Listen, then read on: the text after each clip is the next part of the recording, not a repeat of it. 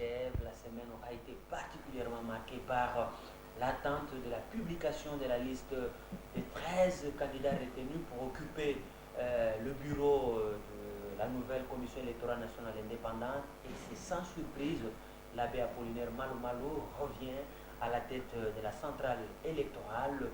Nous allons essayer de faire le décryptage de cette plénière très chaude vendredi à l'Assemblée nationale. Un deuxième sujet d'actualité, c'est l'élection du gouverneur et du vice-gouverneur de la province de l'Équateur. Là encore, c'était le même vendredi. Et lui, Alphonse Kouagialo est venu en tête avec 35 voix. Et il devra faire avec Jean-Lucien Boussa du MLC au deuxième tour qui est prévu ce lundi. Jean-Lucien Boussa a obtenu 22 voix. Et enfin, nous allons parler de la situation dans l'est de notre pays. La brigade d'intervention décidée par les Nations Unies se déploie déjà au Nord Kivu. Mais on va surtout revenir sur la réaction du Rwanda à la demande du président tanzanien qui veut que le pays de la sous-région puisse organiser justement des concertations avec leurs rébellions respectives pour pouvoir instaurer la paix dans la sous-région de Grand Lac. Voici les trois sujets qui font les menus de cette émission qui reçoit pour vous ce soir Fidèle Moussango, journal Les Phares. Bonsoir Fidèle. Bonsoir Charlie. À côté de Fidèle, Rombo Tabat, journal Observateur. Rombo, bonsoir. Bonsoir Charlie. Et bienvenue Marie Bakoumania du groupe de presse Mediaset. Bonsoir bienvenue. Bonsoir Charlie. Joachim Diana du journal La Colombe. Bonsoir. Bonsoir Charlie. Voilà, bonsoir à vous tous, mesdames et messieurs, bienvenue. Nous commençons avec vous. L'abbé Apollinaire Malo Malo est de retour. En tout cas, la nouvelle faisait le tour du pays depuis plus de 3 mois. Elle s'est confirmée. Il a été choisi à d'autres candidats pour diriger la centrale électorale. Votre premier commentaire. Bon, bienvenue Monsieur l'abbé. Bon retour Monsieur l'abbé à la Commission électorale nationale indépendante. Bon retour également aux contestations parce que là, lorsqu'on se souvient de ce qui s'était passé avec la Commission électorale indépendante, la CEI de l'époque, les armes ont créputé. Est-ce que cette fois-ci, les armes ne vont plus créputer dans cette ville de Kinshasa ou même en République démocratique du Congo après les élections que l'abbé Apollinaire Malo Malo va organiser? Il est vrai, l'abbé Apollinaire Malo Malo, sur le plan de l'expertise, il aligne un cursus qui est intéressant. Sur le plan de l'expérience, il a l'expérience de la CEI de 2006, mais sur le plan de la crédibilité, je pense que le débat qui s'est déroulé autour de l'annonce de son retour devrait plutôt interpeller l'homme de Dieu. Le débat qui s'est engagé au niveau de la commission de la conférence épiscopale nationale du Congo devrait plutôt conduire l'abbé Apollinaire Malo Malo à ne pas s'engager sur cette voie. Mais cette fois-ci, il a démontré qu'il a fait son choix. Il s'est rebellé contre l'Église. Moi, je pense qu'il n'y a pas d'autre mot. Il s'est rebellé contre son Église. Et là, je suis en train de me dire, est-ce que le désamour avec les élections au sein de la population ne sera pas évident dans les tout prochains rendez-vous? Parce que les gens, je me dis, est-ce qu'on aura des élections crédibles lorsque déjà les organisateurs des élections sont toujours contestés et contestés avant même qu'on s'engage dans le processus? Merci, bienvenue. Robo, l'abbé Malo Malo est de retour. Apparemment, ce n'est pas une grande surprise parce que tout le monde le savait déjà. Et la société civile, de l'autre côté, là, on vocifère, on ne reconnaît pas l'abbé Malo Malo comme candidat ou membre de la société civile. Et tout ce débat s'amène à un moment où, justement, les gens ont besoin d'une commission électorale indépendante plus ou moins neutre pour que les élections qu'elle aura organisées, je voulais parler des résultats, soient acceptées par tous. Oui, merci Charlie. Mais avant de répondre au fond de votre question, je voudrais quand même faire une petite mise au point pour que les gens comprennent, surtout les non-catholiques. Lorsqu'on parle de l'abbé Malo Malo, on voit directement l'Église catholique. Or, l'Église catholique, c'est une institution sérieuse qui est bien organisée. Et là, il n'y a pas d'indiscipline. Il y a d'abord les évêques qui se réunissent au niveau de l'Assemblée générale. Là, c'est tous les évêques du pays qui se retrouvent dans cette assemblée. Et puis, il y a les comités permanents où se retrouvent, je ne sais pas exactement combien de... Les archevêques. Non, les archevêques et les évêques. Alors, les évêques constituent en fait un corps. Donc, quand on a levé une option, aucun évêque ne peut dédire ce qui a été dit par les autres, ne peut pas sortir en dehors de ça. Alors, si ces gens-là Et on ne devient pas évêque n'importe comment, de n'importe quelle manière, à l'église catholique. Un prêtre ne peut pas se réveiller bon matin pour proclamer à ses fidèles que moi aujourd'hui, je suis devenu évêque. Alors, s'ils ont pris cette décision-là, c'est en conséquence des causes. Vous savez, en 2006, après la proclamation des résultats, il y a des paroisses catholiques qui ont été saccagées ici dans cette ville de Kinshasa, au motif que l'abbé Malou Malou est prêtre de l'église catholique. Et vous savez aujourd'hui que le Vatican ne donne plus de subsides. Tout ce qui se fait maintenant dans les églises, c'est les fruits, les offrandes des fidèles. Et ils souffrent pour reconstituer leurs églises. Pour éviter que de telles scènes ne se répètent, les évêques ont convenu, se sont mis d'accord pour que cette fois-ci, aucun prêtre religieux ou religieuse ne s'engage sur cette foi. C'était clair. Alors, aujourd'hui, là, je pense que en acceptant cette charge, l'abbé Malou a défié les pères de l'église catholique romaine à RDC. Et nous allons un peu voir comment son évêque de Béni Boutembo, qui doit être de cœur avec tous ses autres confrères, va réagir par rapport à l'attitude de son évêque, de son prêtre. Parce que là, ce n'est pas l'affaire de Senko. Le Senko ne va pas se réunir pour dire on va sanctionner. C'est l'évêque du diocèse où il prête. Alors, sur le plan politique, maintenant, je voudrais soulever une question pour montrer que ce choix semble être la conséquence d'une combine. Parce que nous ne comprenons pas que les confessions religieuses puissent se réunir et par courtoisie. Ce sont des gens qui nous prêchent la vérité. L'Église catholique prend une position pour dire que nous n'avons pas délégué quelqu'un, un prêtre, un religieux. C'est un laïc plutôt qu'ils ont délégué, M. Léon Botolo. Et les autres confessions religieuses, curieusement, se retrouvent pour désigner quelqu'un qui n'a pas été délégué par son Église. Là, il y a quelque chose de louche. Et c'est pourquoi je dis qu'il y a une combine. Maintenant, est-ce que l'abbé Malou Malou, qui a présidé la CE en 2006, c'est mieux en indépendant? Parce que nous, aujourd'hui, ce n'est pas que nous voulons, s'il vous plaît, je vais terminer par là, que ce n'est pas pour les Congolais que les élections soient organisées par tel ou tel, mais nous voulons la crédibilité, la transparence. Ok, ça va. Nous avons le temps de donner la parole aux autres. Voilà, je veux commencer avec vous là où lui a fini.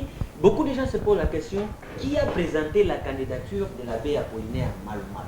Cette question, jusqu'à présent, personne ne sait répondre exactement avec beaucoup plus de précision, parce que l'Église catholique a présenté le président de la commission de laïcs catholiques. Mais malheureusement, lors du vote qu'il y a eu parmi les responsables des confessions religieuses, le représentant de l'Église catholique a été mis en minorité au profit de l'abbé Apollinaire Malou Malou. Bon, d'abord, vous devez savoir que les gens se portent candidats, manifestent leur intérêt à participer, parce que dans toutes les composantes, on ne prend pas les gens qui ne sont pas d'accord.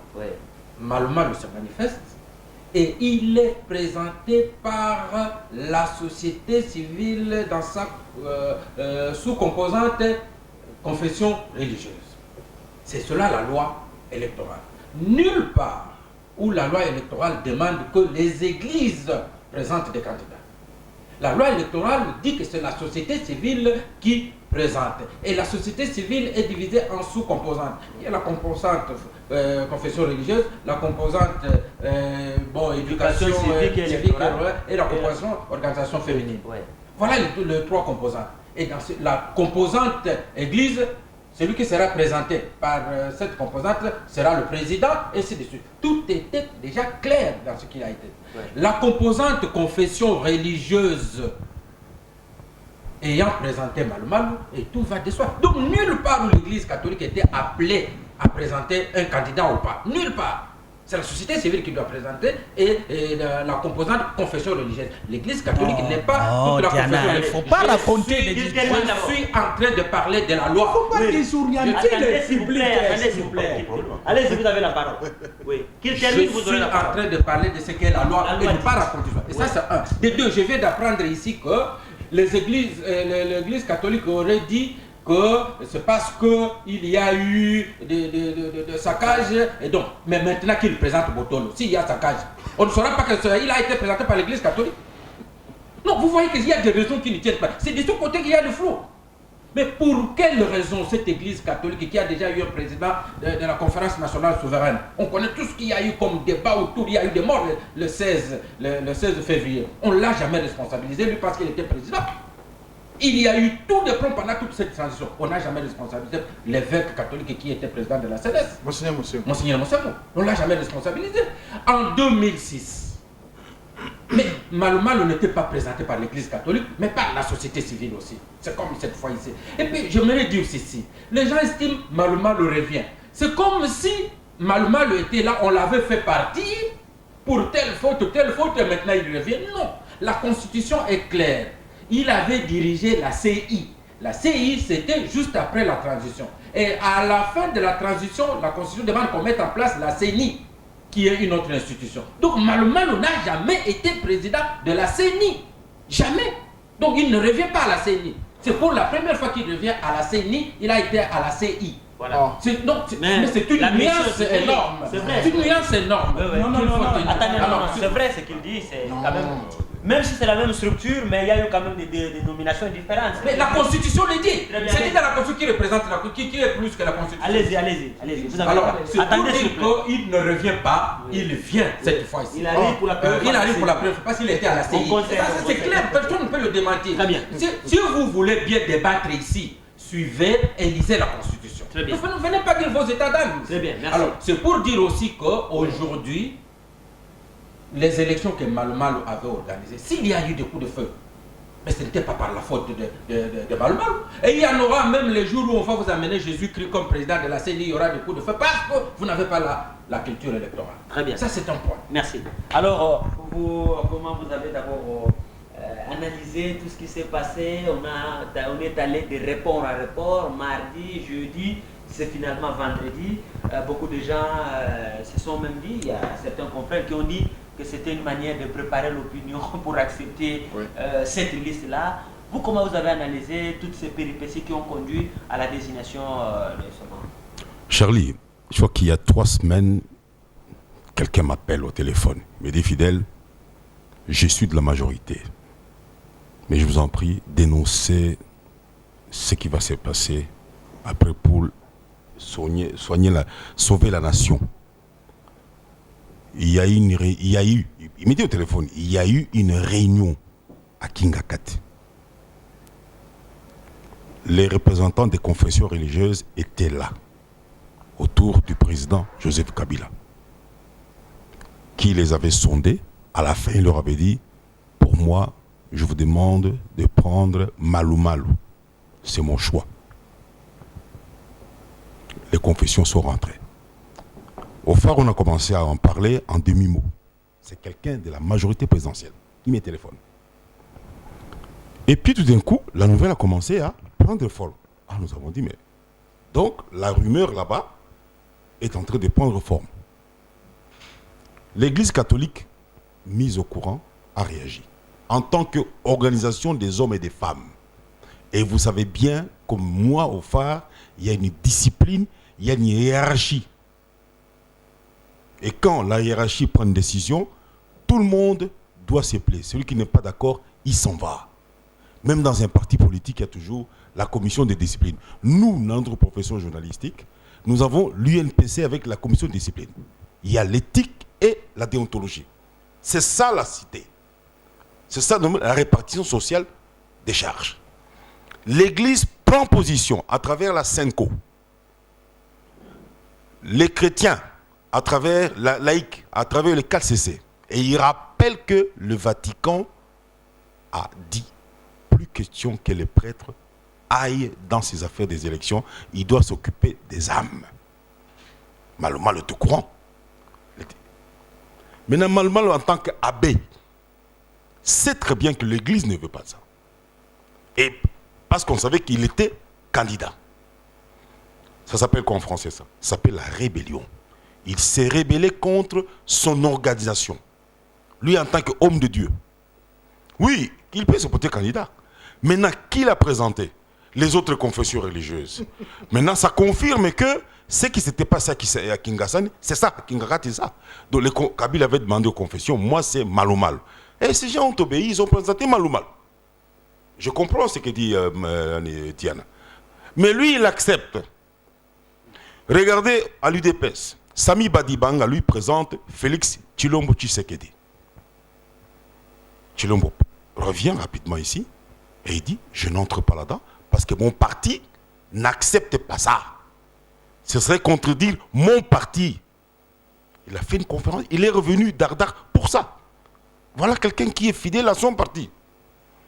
Moi, le phare, j'ai une ligne éditoriale qui n'est pas la même que peut-être le potentiel. Et quand tu n'es pas d'accord, tu pars. Le jour que je ne serai plus d'accord avec cette ligne, je pars. Et pourtant, je suis coordinateur, je pars.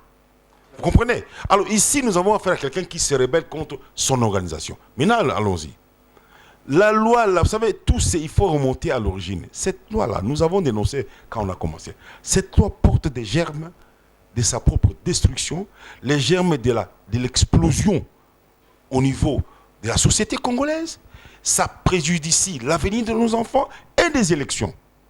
Et déjà, les gens commencent à bouder. Et vous avez vu même les déchirements qui sont passés au niveau de la majorité avec le vice-président. Qu'est-ce qu'on n'a pas dit? Les menaces sur Minakou, le pauvre n'y est pour rien. Le pauvre président, la loi lui dit, c'est toi qui vas faire ça. Mais les gens ont menacé Minakou, les gens ont menacé tout le bureau.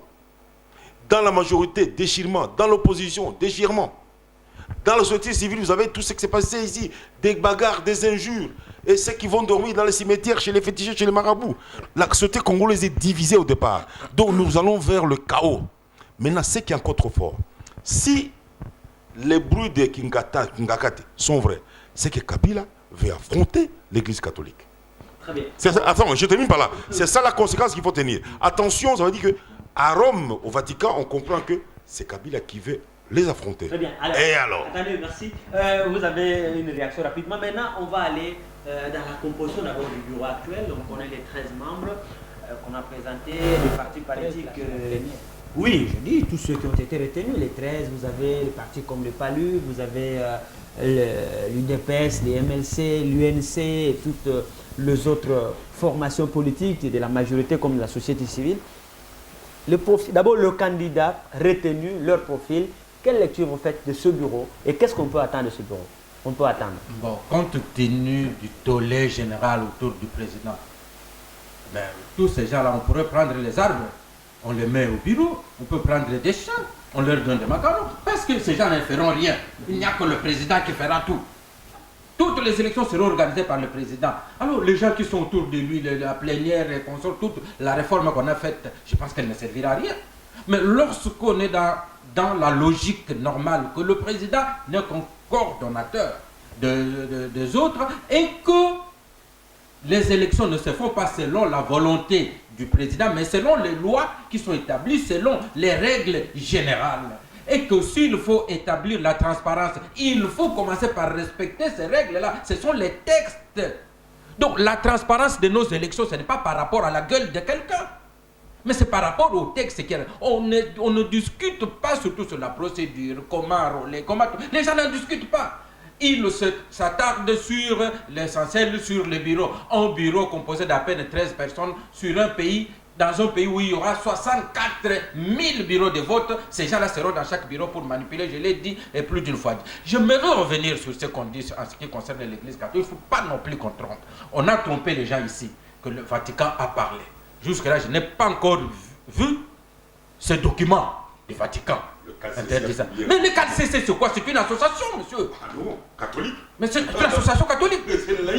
La Senko l'a dit. Mais écoutez, oui, le KCC ne remplace pas Vatican. La Senko l'a dit. Monsieur Fidèle, vous avez parlé, on vous laisse. Allez-y, prenez. Quand vous dites des incongruités, vous ne voulez pas qu'on vous redresse. Mais vous avez peur de la vérité, pourquoi? Non. Je dis ceci. Oui. Je dis ceci en ce qui concerne l'Église catholique. Nous la connaissons. ceux des catholiques qui me suivent à la paroisse Cœur Immaculé de Marie, même, je suis un grand animateur là-bas. Même si j'ai laissé tomber le père. Mais je suis un animateur de conviction politique. Je n'ai pas cessé parce que les convictions politiques, c'est parce que mon travail aujourd'hui ne me permet plus cet engagement-là. Oui. Je suis un animateur de session, ils le savent. Ouais. Alors, M. Fidèle, c'est qui n'a jamais aucun engagement là-bas, je connais mieux l'Église. C'est pour vous dire que le CALCC n'est pas le Vatican. On nous a dit ce que le Vatican a dit. Ce document du Vatican n'est présenté nulle part. C'est ridicule qu'une église mente. Que des gens au nom de l'église mentent. Ça, c'est de deux. J'apprends ici que, voilà, son évêque va, on attend la réaction de son évêque. Non, l'autorisation de son évêque était préalable. Et puis, Malou n'est que redevable à son évêque. Malou n'a pas un chef ici à Kinshasa. Son chef, mais je vous dis, son chef, c'est son évêque. À part son évêque, il y a le pape. Il n'y a pas un chef ici à Kinshasa. Très bien, merci. Ils donnent les ordres. Mais les CALCC, n'est pas son chef. Rombo veut parler. Mais ça, c'est la vérité. Alors, attendez s'il vous plaît. Rombo, la composition du bureau est connue. Qu'est-ce qu'on peut attendre de ces gens? Et c'est vrai, on va épiloguer sur le retour de l'abbé Malou Malou. On a privilégié l'expertise et la compétence selon les propres termes du président de l'Assemblée nationale. Qu'est-ce qu'on peut attendre de ce bureau? Plutôt une mise au point sur ce que Diana vient de dire. Oui. D'abord, comme pour dire que tout dans un bureau ne doit pas retomber. Non, c'est archi faux. Quand la tête, on dit toujours que les poissons pourris par la tête. Lorsque dans une institution, déjà quand les prémices sont fausses, lorsque déjà on désigne un président sur base de combines, sachez que c'est, comme l'a dit Fidèle tout à l'heure, c'est qu'il y a anguille sous roche. Et que ce président-là est désigné pour une mission précise. Et ça, Diana ne peut pas le savoir. Il ne faut pas qu'il fasse l'avocat de Dieu. Bon, non, moi je dis ceci. Quand il y a des combines, quand il y a des combines comme ça pour la désignation de quelqu'un, c'est qu'il y a anguille sous roche. Voilà. Et nous le saurons plus tard. Voilà. Pour ces chrétiens de dimanche qui a fui d'ailleurs, moi je voudrais tout simplement lui dire ceci, que ce n'est pas une affaire de cal, c'est ce qui est interdit. L'église catholique a sa constitution, c'est les droits canons. Et je ne connais pas tout, je ne connais pas toutes les dispositions, mais je sais qu'un prêtre ne peut pas s'engager sans l'aval de sa hiérarchie. De son évêque. Or, mais je l'ai dit ici, non, mais vous dites s'il vous plaît, terminez. Alors, je voulais tout simplement dire ceci. Ça risque d'être une querelle sur le secte des anges. Le mieux aujourd'hui pour l'abbé Malou Malou, c'est de démissionner de l'église catholique. Ça serait très propre. Et d'ailleurs, il n'est pas le premier prêtre à quitter l'église, à démissionner. Merci. Et l'église, non, Charlie, parce que l'église n'en a jamais souffert. Voilà. Donc, pour faire les choses proprement, je pense qu'il lui revient aujourd'hui de dire officiellement, d'écrire à son évêque pour dire que j'ai choisi ma voie. Et dans l'église, comme dans toute autre organisation, on n'a jamais lié quelqu'un. Et la Bible est claire là-dessus. Très bien. Vous suivez, c'est la voie qui vous conduit à la mort ou à la vie. Et on n'a jamais lié les mains à quelqu'un. Donc aujourd'hui, le souhait de tout le monde, surtout de nous les catholiques, c'est que l'abbé Malou Malou, en tout cas, démissionne de manière officielle. Merci. Et qu'il aide surtout la République démocratique du Congo en 2012, en 2016 à organiser des élections, des bonnes élections pour que la RDC ne soit pas toujours la risée. Merci. On attend l'abbé Malou Malou à l'œuvre, en tout cas on l'a connu, beaucoup de gens ont dit bienvenue, qu'à comparer les élections de 2006 à celles de 2011, il y a de quoi vraiment reconnaître quand même que Malou Malou avait fait correctement son travail par rapport à l'équipe de 2011.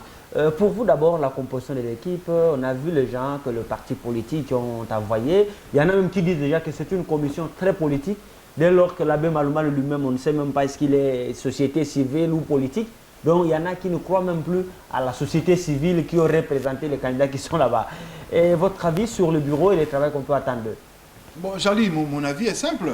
Je pense que cette commission électorale nationale indépendante, dans sa nouvelle formule, il n'y a rien de nouveau sous le soleil. Et comme il n'y a rien de nouveau sous le soleil, la CEI a provoqué des contestations. La CENI, qui a fait un travail pire que la CEI, a provoqué également des contestations. Ben, la nouvelle CENI qui vient de se mettre en place provoquera des contestations. Il porte en elle-même les germes des contestations. Et ça, ce n'est pas nouveau. Mais j'en viens à l'abbé Apollinaire Malou. Parce que mon frère Rombo a dit quelque chose de très important. Et je pense que quand on est dans une société pourrie, comme la nôtre, hein, les journalistes sont pourris, je commence par nous-mêmes, la charité bien ordonnée, les politiciens sont pourris, mais quand les religieux, et à plus forte raison, les catholiques, commencent à afficher, les prêtres catholiques commencent à afficher des comportements qui frisent une certaine rébellion, et quand il y a cette tollé qui a été provoqué tout autour de l'abbé Apollinaire Malou, le mieux qu'il puisse faire, le peu qu'il puisse faire, c'est de rendre l'établi. On a vu, l'ancien gouverneur de l'Équateur, c'était un ancien prêtre, un ancien abbé.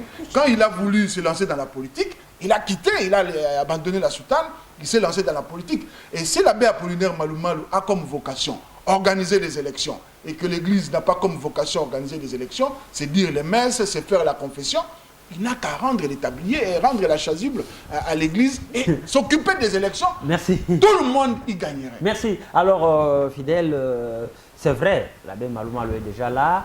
Maintenant, le problème, les gens analysent ce qui a été fait en 2006, en 2011. On s'est dit, est-ce que Malou va... je veux parler de Ngoï Mouloula. Est-ce qu'il va rendre le compte, la reddition des comptes? Est-ce que ça va être comme c'était avec la CENI, dans un cafouillage total? Le président de la CEI est parti, la CENI est venue, on n'a pas rendu compte, qu'est-ce qu'ils ont trouvé comme compte, qu'est-ce qu'ils ont... Donc, il n'y a toujours pas on ne peut pas même pas auditer la gestion de cette institution? Écoutez, vous savez que quand les prémices sont fausses, quelle est la conclusion? Elle sera fausse. Qu'on s'entende bien, il ne faut pas limiter les choses à l'évêque. L'évêque n'est pas le chef de l'Église catholique. Il y a un pape, il y a un Vatican. Il y a la Senco.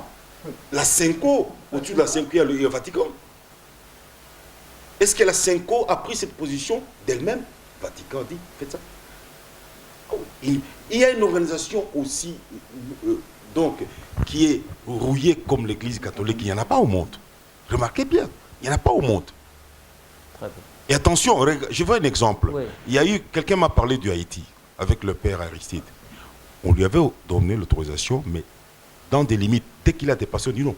Il a dû quitter l'ordre. À Congo-Brazzaville, il y avait aussi le Fiyul. On lui avait dit, ok, mais voici les conditions. Et 3 ans après, il a dû partir. Il y a eu un coup d'État, il est parti. Et il est parti, on l'a exclu de l'Église catholique. Malou sera exclu de l'Église. Bientôt là. D'abord, on va faire le premier avertissement. On va lui interdire de dire les messes, donc d'exercer comme abbé. Et en attendant qu'il revienne à la raison. S'il ne revient pas à la raison, on va l'exclure. On a fait ça en France avec l'évêque Lefebvre. Alors maintenant, pour vous dire ceci, oui. Donc, ne vous en faites pas. Bon, deuxième élément. Le bureau là. Le bureau là. Ouais.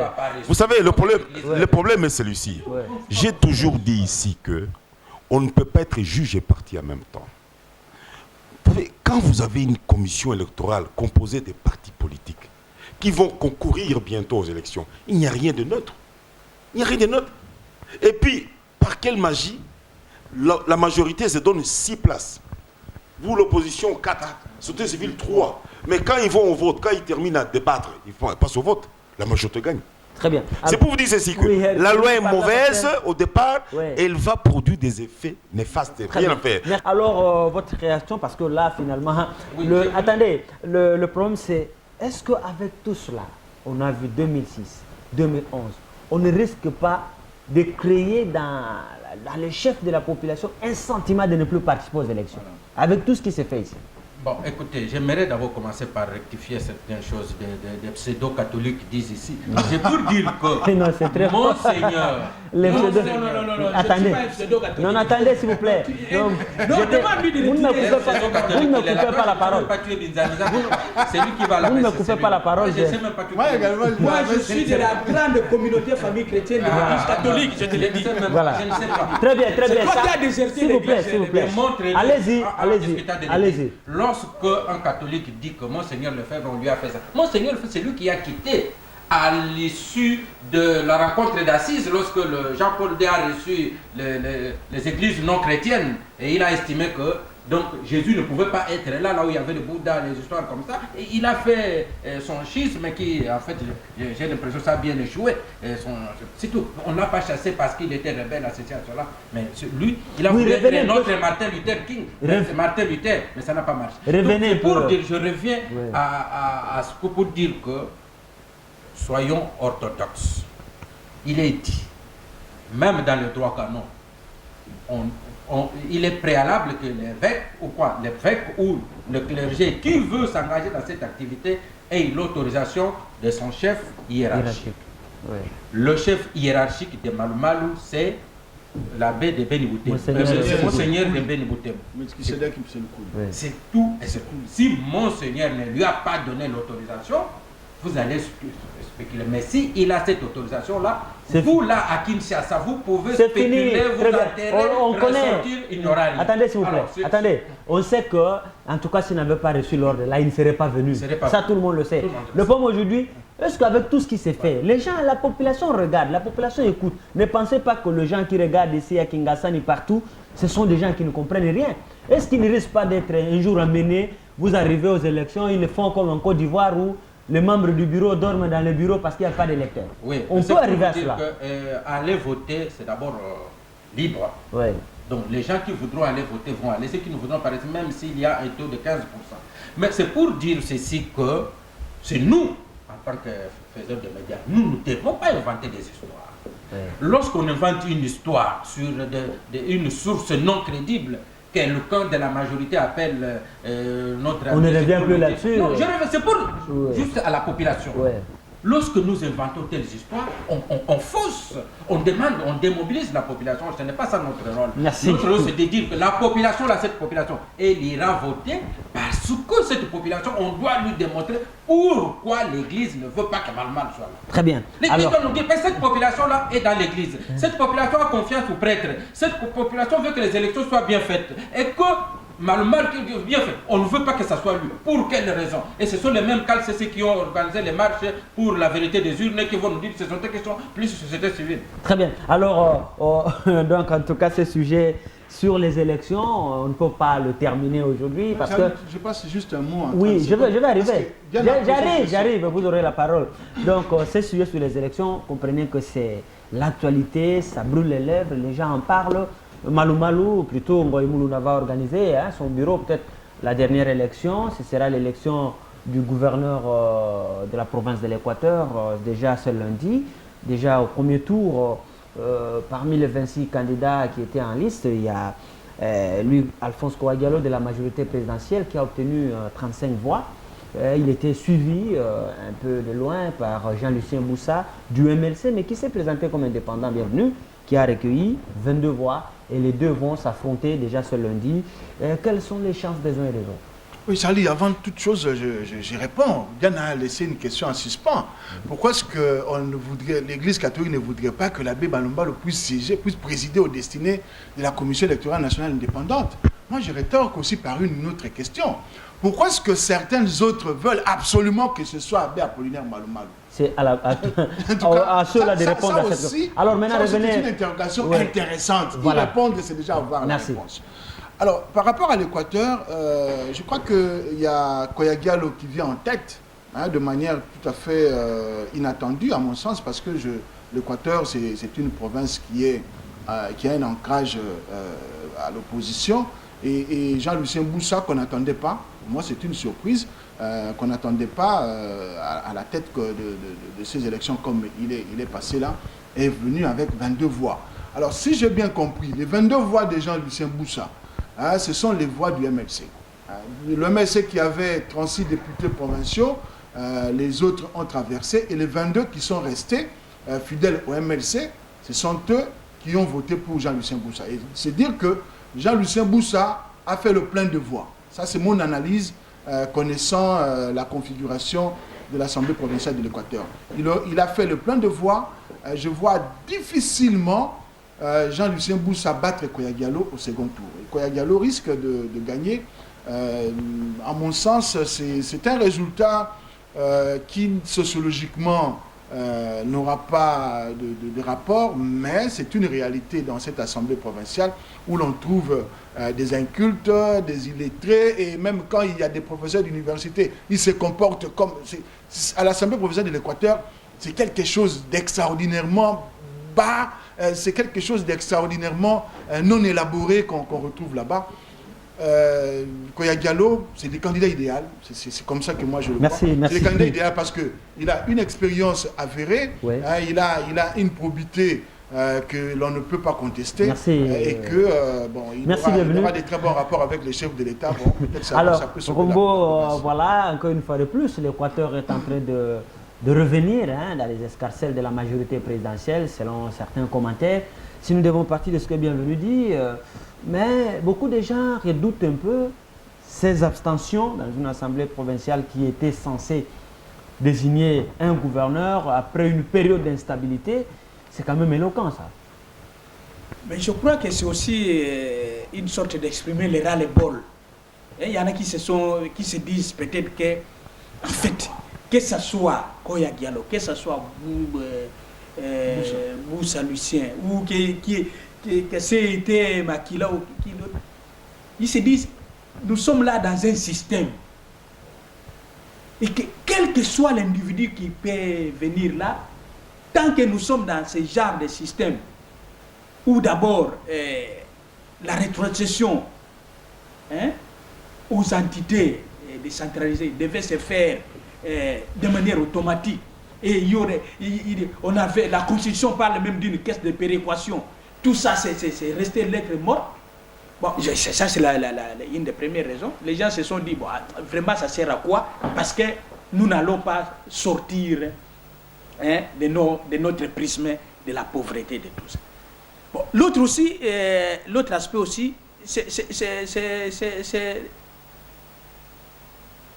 l'intégrité, la morale dans notre politique. En principe, comme le Bienvenu l'a dit, lors des élections provinciales, vous savez que ces gens-là ont largement dépassé leur mandat. Les députés provinciaux ici. Ils ont été élus en 2006, c'était dans un autre contexte. Et c'est l'MLC qui était largement, le MLC qui était largement majoritaire, et puis c'est comme ça que Makila a été élu facilement. Avec, dans une société pourrie, en commençant d'abord par nous-mêmes, la presse, comme l'a dit Bienvenu, et dans tous les secteurs.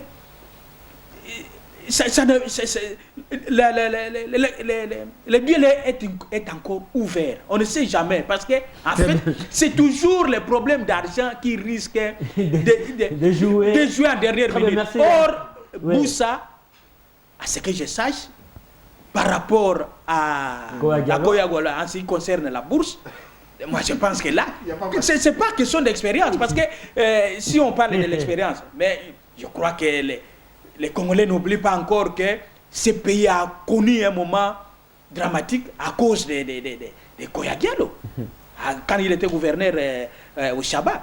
Donc, non, je ne vais pas revenir là-dessus, mais je voudrais battre un peu, je voudrais rejeter des revers de la main, c'est que c'est la bourse c'est la bourse de chacun des candidats. Il y a eu aussi beaucoup de montages dans l'histoire que vous voulez évoquer, là il ne faut pas revenir. Alors, c'est la bourse qui va votre point de vue sur ce qui se passe à l'Équateur, deux candidats, Jean-Lucien Boussa, qui d'ailleurs fait le troisième essai là, parce que c'est pour la troisième fois qu'il s'essaie, et maintenant il passe au deuxième tour.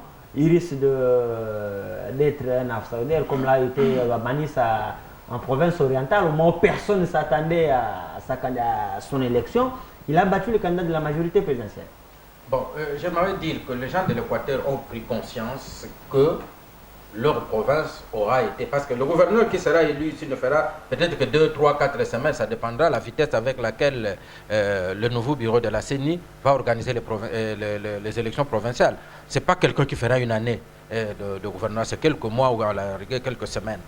Mais donc l'Équateur, ça sera pour la 4e fois qu'ils auront changé de gouverneur pendant tout ce temps.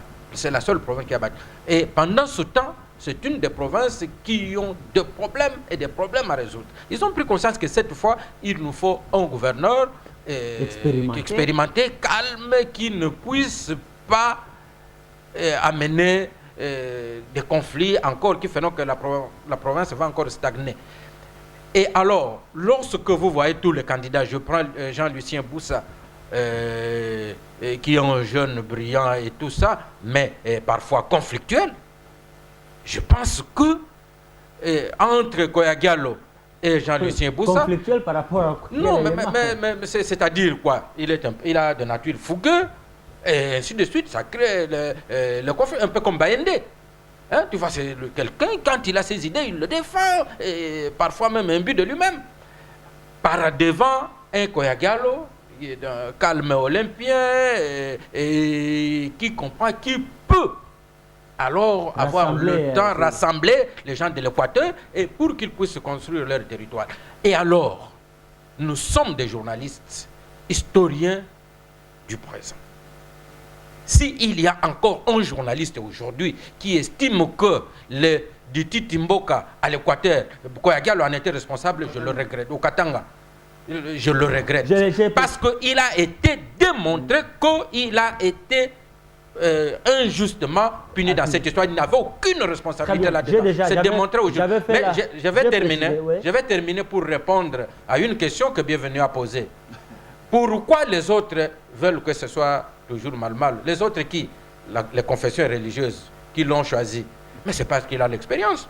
La réponse se trouve dans les potentiels de ce matin. Très bien, merci. Alors, Koya-Diallo face à Jean-Lucien Boussa, deux personnalités, deux styles différents, deux approches différentes de la vision de l'État quand on a suivi l'un et l'autre, quand ils ont présenté leur projet pour sortir l'Équateur de la situation actuelle, des équilibres sur le plan politique, des conflits à répétition, une assemblée provinciale qui ne se réunit quasiment plus. Et tout ça, comment vous voyez les deux et quelles sont les chances que vous accordez à l'un et à l'autre? Charlie, moi je me pose la question, et c'est une réflexion qui circule dans beaucoup de salons politiques. Est-ce que Kabila va organiser des élections provinciales? Pourquoi vous arrivez là-bas? Nous avons... Je vous dis que... Bon, est-ce que le régime actuel au pouvoir... Est-ce que la CENI va organiser les élections provinciales? La CENI, c'est un organe technique. Celui qui donne la bourse, c'est le gouvernement, n'est-ce pas? Oui. J'ai dit non.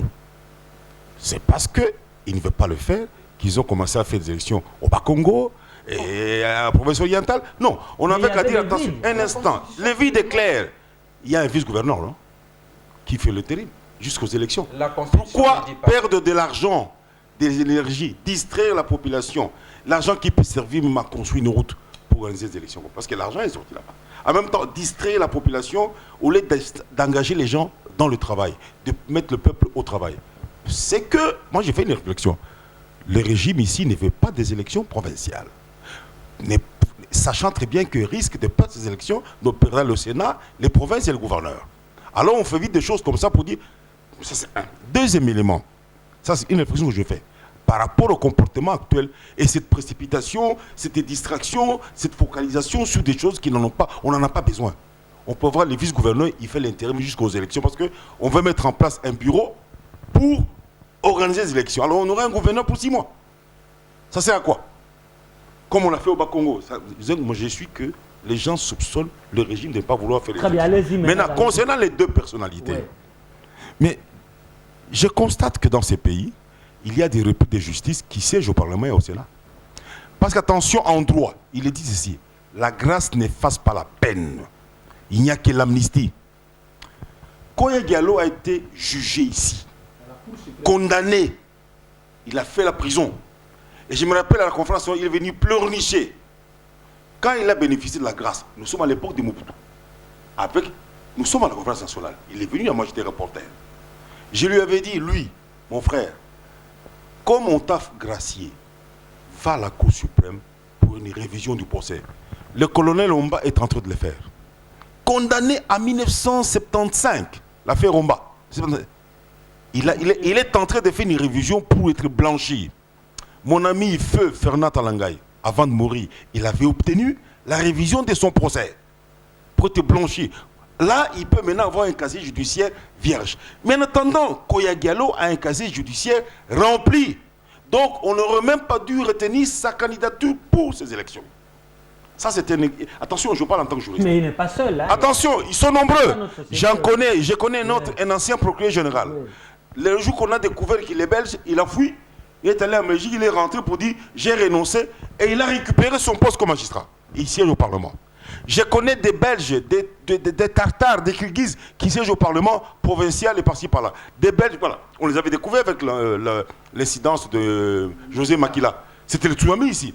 Et à l'époque des Vital, on a pris un moratoire qui ne finit pas. Mais ils sont toujours belges, anglais, tartares, mongols.